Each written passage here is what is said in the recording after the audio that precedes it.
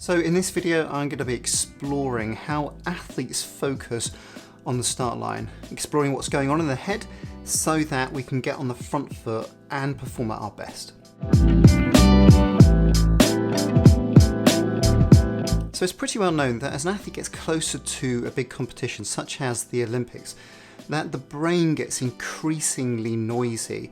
And so what I was keen to explore is how do athletes go from this sort of struggling state where there's these flurry of thoughts that could be getting in the way of them performing at their best, through to coping, through to managing, and then potentially thriving under that pressure. And so what I'm going to explore is how athletes prepare and deliver under that torrent of psychological activity. First of all, I spoke to top sport and performance psychologist Dr Chris Shambrook to find out why we're in this state, what goes on in our heads, and then potentially some of the frameworks, some of the tools and skills that can help us to perform at our best. Chris, can you try and summarize, or is it too tangly to capture in a short nugget about, as competition gets closer, what's going on in an athlete's head? Yeah, so that's a big tangly one. I think if they are very well prepared and they are very practiced in managing that build-up, I think the question is probably what are they choosing to focus on rather than necessarily what's going on in their head. Because as we get closer to competition, you probably want there to be much more of a sense of creating the narrative and keeping the focus in a way that is going to be helpful, whilst recognizing that as I get closer, I'm more likely to be being distracted by the possibilities, the what ifs, and so I talk a lot about outcome hijack. So we can easily get hijacked by the desire to know what's going to be happening in relation to the outcome that we so passionately want and have invested so much in. So we're probably in a situation where the brain is kind of jumping to the future and asking questions that we can't answer now. So what we are aiming to do is help the athletes stay much more present and grounded and being in the here and now, thinking, right, what's helpful for me to focus on? What does support me doing this next thing as well as possible? How do I manage my emotions and sort of, keep a sense of choice and control over how I'm sort of building through the steps as they go. Who am I talking to? Who am I hanging out with? Who helps me stay in a good place here? Or what am I doing that allows my brain to be engaged in other stuff that I find useful? So I think they are probably actively distracting themselves. They are seeking to work with thoughts that come in to ensure they remain helpful. And they're seeking to sort of recognize any distractions that might be coming in which are unhelpful and doing something about that. But much of that, I was talking yesterday to someone about, just imagine the biggest ever Christmas Eve and you've got the promise of the most amazing present that you have always wanted. But then someone tells you, however, there's going to be a bunch of other people who show up tomorrow morning and they have also dibs on that present. So it's that kind of stuff. If you're going to have to fight for this present, so what's your tactic? It is the best present ever, but you're not guaranteed to get it. So I just stay up all night. Well, there you go. Yeah. Well, okay. So one of your first words there was quite interesting, the fact that what are you choosing? And I suppose the very simple nature of the realization I get to choose, I get to control, as opposed to the stresses and the noise and the environment controlling me or overcoming my attention. Yes, yeah. And so you and I roomed way back pre-Sydney at the holding camp, and that was a long time ago. But Sydney was the first Olympics where I used the phrase, "Make sure you exploit the Olympics. Don't let it exploit you."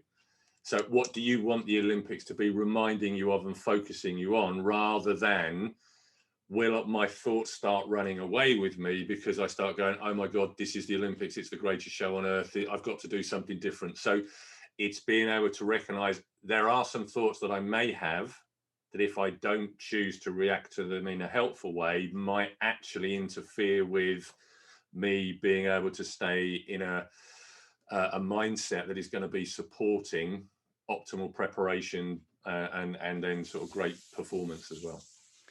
And so, is that the sort of thing that you would work with a performer on in terms of just mantras or simple phrases to pull back to? Because I guess something will distract, the awe of the food hall or the opening ceremony or the kit drop for the first time, whatever it might be.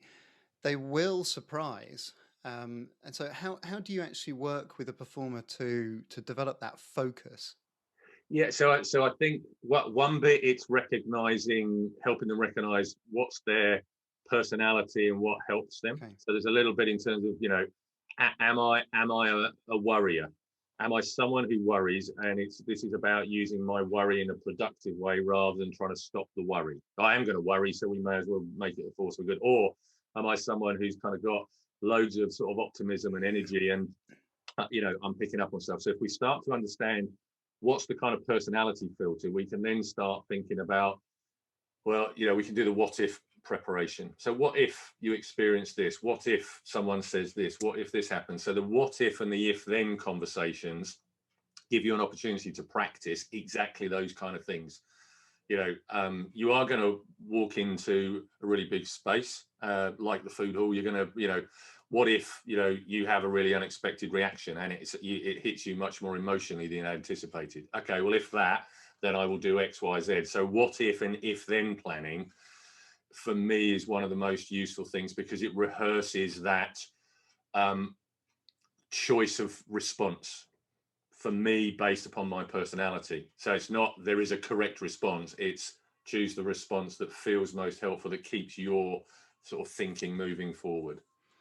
So I'm hearing there what works for one person might not cut and paste to another, Yeah. but I'm also hearing about the sort of rehearsal aspect, which I'm interested to know how strong that is under the pressure.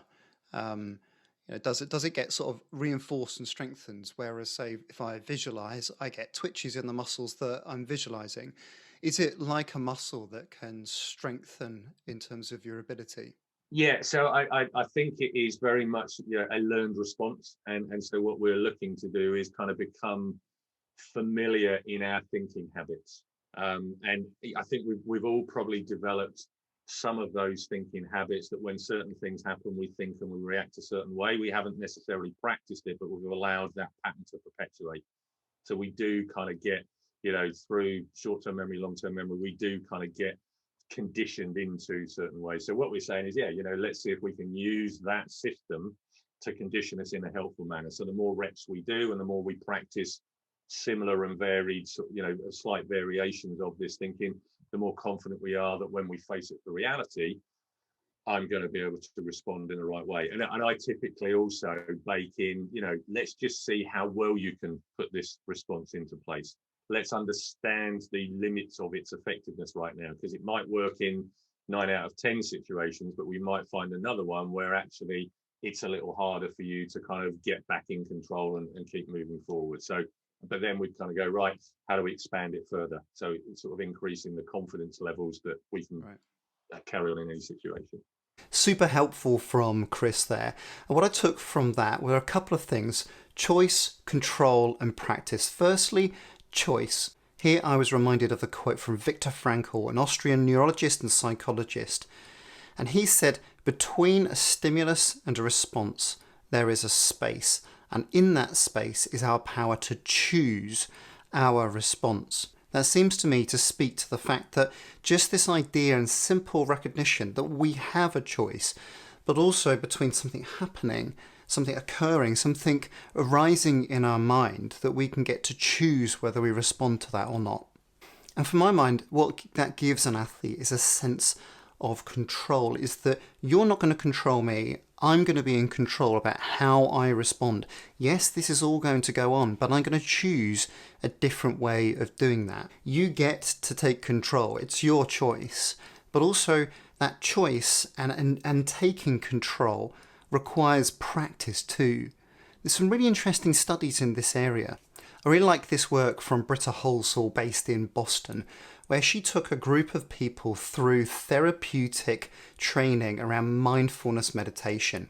And she found that compared to controls, 8 weeks of mindfulness training, so that's awareness of the present moment with compassion and non-judgmental stance, what she found was that there were developments in the brain itself, so the brain hardware. One particular area that was developed, there was an increase in the grey matter concentration, so more brain tissue around an area called the posterior cingulate cortex.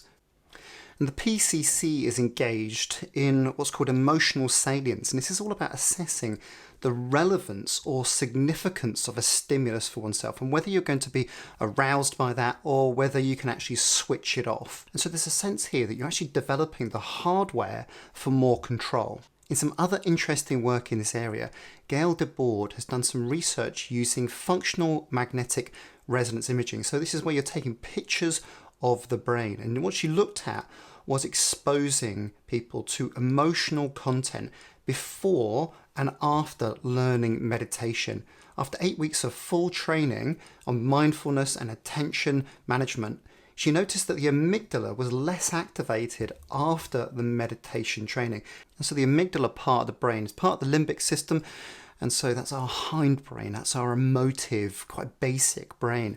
And so what Chris was talking about when he was referring to hijacks was our brain can hijack our own ability by spiraling out of control. So let's hear from a top performer about that in action now. So this is taken from my conversation with Dame Katherine Grainger, and she's talking about managing those distractions of competing in the home games and pulling her focus to exactly what she needs to do in the moment.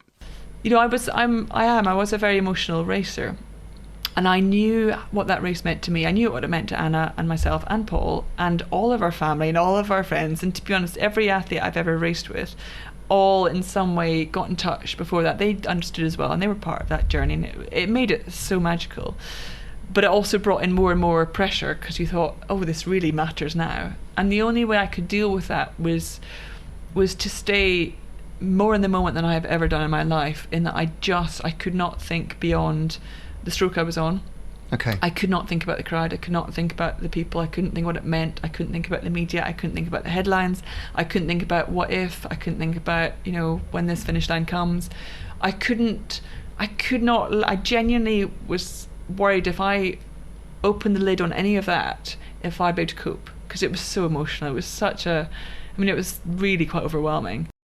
What I love about that reflection from Katherine is that she's accepting that she's going to get distracted, that these are the things that are going on, but I'm responsible for pulling that back to that singular focus on the day. So it's important for us to recognise that the brain will intensify under that pressure, under that anticipation of wanting to know what the outcome might be.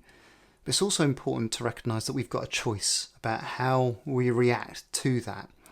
And that gives us a sense of control.